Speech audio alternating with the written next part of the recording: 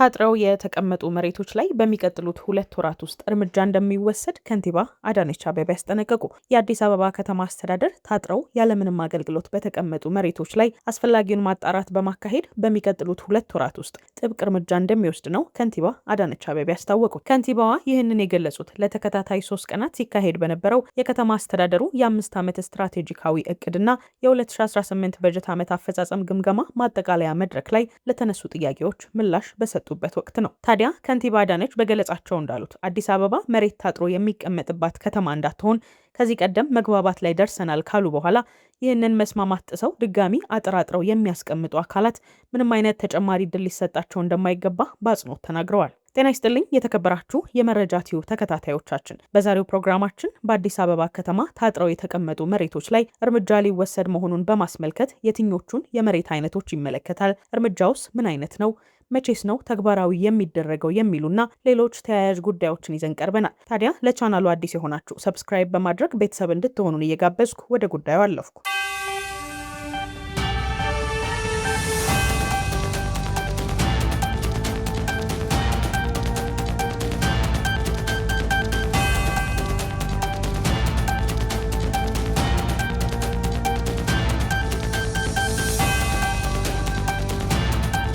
የአዲስ አበባ ከተማ አስተዳደር ለተከታታይ 3 ቀናት ሲያካሂድ በነበረው የከተማ አስተዳደሩ የ5 ዓመት ስትራቴጂካዊ እቅድና የ2018 በጀት ዓመት አፈጻጸም ግምገማ ማጠቃለያ መድረክ ላይ የከተማ አስተዳደሩ ከንቲባ አዳነች አቤቤ እንደተናገሩት በከተማዋ ታጥረው ያለምንም አገልግሎት በተቀመጡ መሬቶች ላይ አስፈላጊውን ማጣራት በማካሄድ በሚቀጥሉት 2 ወራት ውስጥ ጥብቅ እርምጃ እንደሚወሰድ ነው። በተጨማሪም በዚህ ዙሪያ የወጡ ሕጎችና ደንቦች መሬት ላይ እንዲተገበሩ በማድረግ የለሙ መሰረተ ልማቶችንም በተገቢ ሁኔታ ለተፈለገው ዓላማ እንዲውል እየተደረገ መሆኑን አስረድተዋል። አዲስ አበባ መሬት ታጥሮ የሚቀመጥባት ከተማ እንዳትሆን ከዚህ ቀደም መግባባት ላይ መደረሱን ያስታወሱት ከንቲባዋ ይህንን ስምምነት ጥሰው ግን ድጋሚ አጥራጥረው የሚያስቀምጡ አካላት ምንም አይነት ተጨማሪ ዕድል እንደማይሰጣቸው በአጽንኦት ተናግረዋል። በሌላ በኩል የአፍሪካ ኢኮኖሚክ ኮሚሽን ባጠናው ጥናት መሰረት የአዲስ አበባ ገቢዎች ቢሮ በአፍሪካ መልካም አሰራር አላቸው ከተባሉ 6 ከተሞች መካከል በአሰራር ደረጃ አንደኛ መውጣቱንና ለሌሎች ሀገራት ልምድ የሚያካፍልበት ደረጃ ላይ መድረሱን ይፋ አድርጓል። የአዲስ አበባ ከተማ ከንቲባ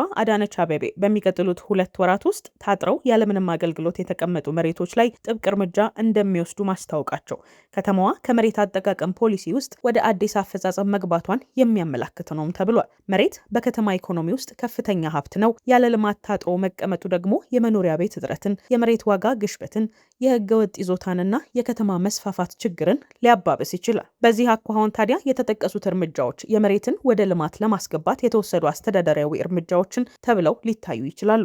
በሌላ በኩል ይህ እርምጃ የህግ ሂደትን፣ የሊዝ ውል መብቶችን፣ የባለ ይዞታ መብቶችና የተገቢ ማጣራት ሂደትን በጥንቃቄ ካልተከተለ የህግ ክርክሮችና የባለ ሀብቶች መተማመን መቀነስን ሊያስከትል ይችላልም ተብሏል። በተጨማሪም ከንቲባዋ የገለጹት ሌላው ነጥብ የአዲስ አበባ ገቢዎች ቢሮ በአፍሪካ መልካም አሰራር አላቸው ከተባሉ ከተሞች መካከል ቀዳሚ መሆኑ ሲሆን ይህ የገቢ አሰባሰብና የዲጂታል አስተዳደር መሻሻልን የሚያሳይ ቢሆንም ዜጎች ግን የሚጠብቁት ውጤት ይህ ገቢ በመሰረተ ልማት፣ በቤት አቅርቦት፣ በመንገድ፣ በንጹህ አካባቢና በሌሎች መሰረታዊ አገልግሎቶች ላይ የሚያመጣው ተጨባጭ ለውጥ ነው። በጠቅላላው የአዲስ አበባ ከተማ አስተዳደር እያስተላለፈ ያለው መልእክት መሬት ለልማት እንጂ ለስፔኩሌሽን ወይም ደግሞ ለረጅም ጊዜ ባዶ ማቆየት እንደማይፈቀድ ነው።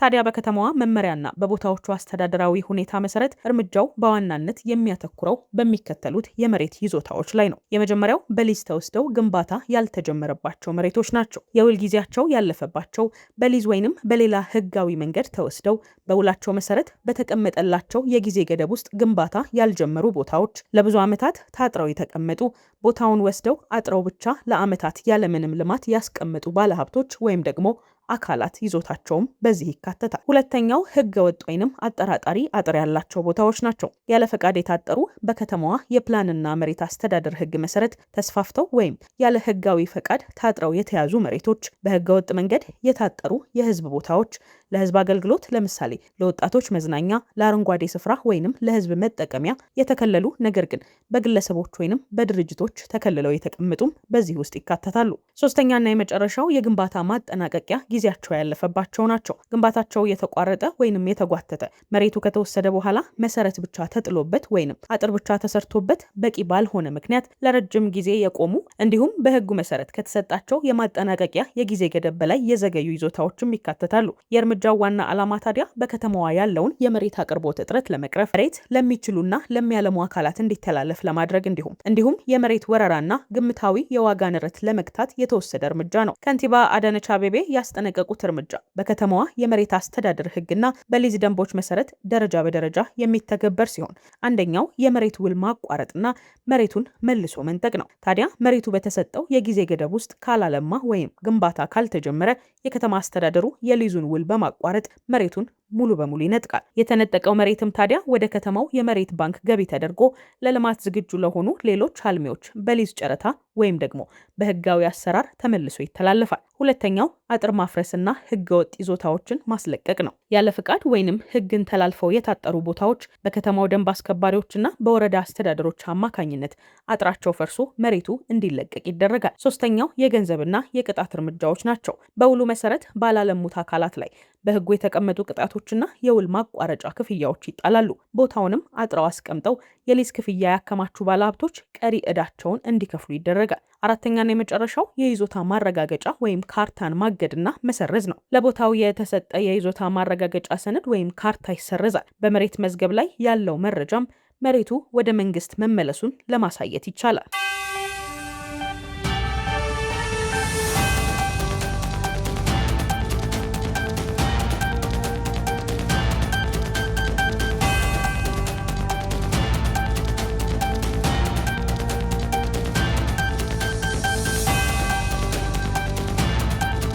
ታዲያ ማስጠንቀቂያው በተሰጠበት የ2 ወራት ጊዜ ውስጥ ባለይዞታዎች የጀመሩትን ግንባታ ካልቀጠሉ ወይም አጥጋቢ ምክንያታቸውን ካላቀረቡ እርምጃው ያለምንም ተጨማሪ ማሳሰቢያ ወዲያውኑ እንደሚተገበር ነው የከተማ አስተዳደሩ ያስታወቀው። ስለዚህ በተሰጠው የ2 ወራት የጊዜ ገደብ ውስጥ ባለይዞታዎች እርምጃ እንዳይወሰድባቸውና ይዞታቸውን ላለማጣት የሚከተሉትን አጣዳፊና ህጋዊ እርምጃ መውሰድ አለባቸው። ቀዳሚው ወዲያውኑ ወደ ግንባታ መግባት ነው። ቦታው በህጋዊ መንገድ የተወሰደ ከሆነና አጥር ብቻ ተሰርቶበት የተቀመጠ ከሆነ ወዲያውኑ በፕላኑ መሰረት የመቆፈር የኮንክሪት ስራ ወይንም ደግሞ የተቋረጠውን ግንባታ የማስቀጠል ስራ መጀመር አለበት። በማሽነሪዎች በሰራተኞችና በግንባታ እቃዎች ቦታው ላይ እንቅስቃሴ መኖሩን ማረጋገጥ ለከተማው ክትትል ቡድን ግንባታ መጀመሩን ያሳያል። ሁለተኛው የሰነድና የፈቃድ ሁኔታዎችን ማረጋገጥ ነው።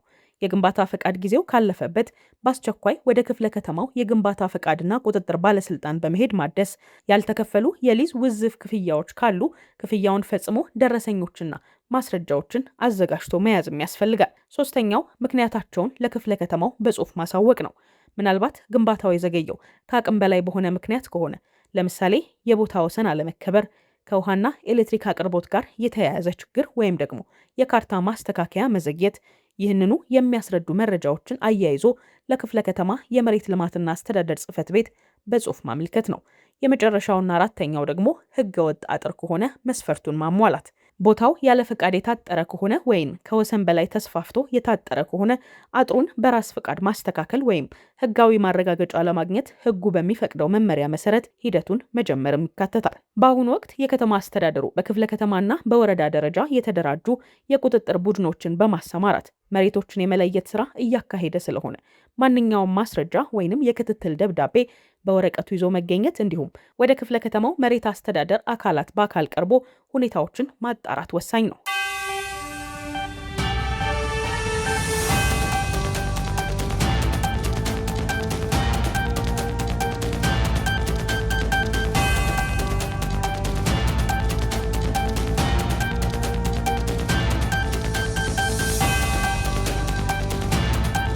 በሌላ በኩል በከተማ አስተዳደሩ በተዘጋጀው መድረክ ላይ በከተማዋ የሰላምና ደህንነት ሁኔታ ዙሪያም ማብራሪያ የሰጡት ከንቲባዋ በአዲስ አበባ ምንም አይነት የደህንነት ስጋት ሳይፈጠር በርካታ ሀገር አቀፍና ዓለም አቀፍ ሁነቶች በሰላም መጠናቀቃቸውን ገልጸዋል። ይህ ታዲያ የህዝብን ሰላም የማስከበር ስራ የማህበረሰብ አቀፍ በሆነ መንገድ መከናወኑ ትልቅ እድገት የታየበት በመሆኑ ተጠናክሮ መቀጠል እንዳለበት አመላክተዋል። በሌላ በኩል የከተማዋን የገቢ አሰባሰብ ስርዓት ለማዘመን የተከናወኑ ስራዎች ውጤታማ መሆናቸውንም ከንቲባዋ ጠቅሰዋል። የአፍሪካ ኢኮኖሚክ ኮሚሽን ባጠናው ጥናት መሰረት በአፍሪካ መልካም አሰራር አላቸው ከተባሉ 6 ከተሞች መካከል የአዲስ አበባ ገቢዎች ቢሮ በአሰራር ደረጃ አንደኛ መውጣቱና ለሌሎች ሀገራት ጭምር ልምድ የሚያካፍልበት ደረጃ ላይ መድረሱን ይፋ አድርገዋል። ከንቲባ አዳነች አቤቤ አክለውም ከዚህ ቀደም በጤናው ዘርፍ በርካታ ወቀሳዎች ይቀርቡ እንደነበረ አስታውሰው አሁን ላይ ግን የሕክምና ባለሙያዎች የሚያሳዩት የሙያ ስነ ምግባርና ሰብአዊነት በከፍተኛ ደረጃ መሻሻሉን ገልጸዋል። ባለፉት 5 ዓመታት የተከናወኑ የጤና አገልግሎቶችና የመሰረተ ልማት ማስፋፊያ ስራዎች ከዚህ ቀደም ከተሰሩት ጋር ሲነጻጸሩ በእጥፍ እንደሚበልጥና ይህ በሳይንሳዊ ትንተና፣ በአልጋ ቁጥር፣ በሕክምና መሳሪያዎች አቅርቦትና በተቋሙ ይዘት የተረጋገጠ መሆኑን በማጠቃለያ መድረኩ ላይ አስረድተዋል።